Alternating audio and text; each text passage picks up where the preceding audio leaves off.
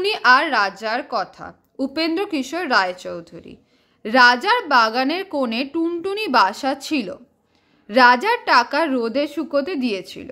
টাকা তোলার সময় তার লোকেরা একটি টাকা ঘরে তুলতে ভুলে গেল। টুনটুনি সেই চকচকে টাকাটা দেখতে পেয়ে তার বাসায় এনে রেখে দিল আর ভাবল, ইস, আমি কত বড় লোক হয়ে গেছি। রাজার ঘরে যে ধন আছে, আমার ঘরে সেই ধন আছে।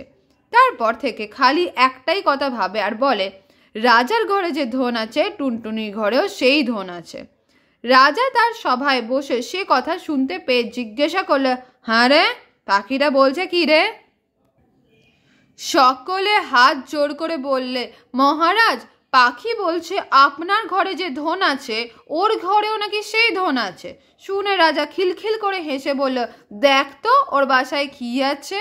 তারা দেখে এসে বললে, মহারাজ, বাসায় একটি টাকা আছে। শুনে রাজা বললে, সে তো আমারই টাকা, নিয়ে আয় সেটা। তক্ষুনি লোক গিয়ে টুনটুনির বাসা থেকে টাকাটা নিয়ে এলো। সে বেচারা আর কি করে, সে মনের দুঃখে বলতে লাগলো, রাজা বড় ধনের কাতর, টুনির ধন নিলে বাড়ির ফেরত। শুনে রাজা আবার হেসে বলে, যা, টাকা ফিরিয়ে দিয়ে আয়।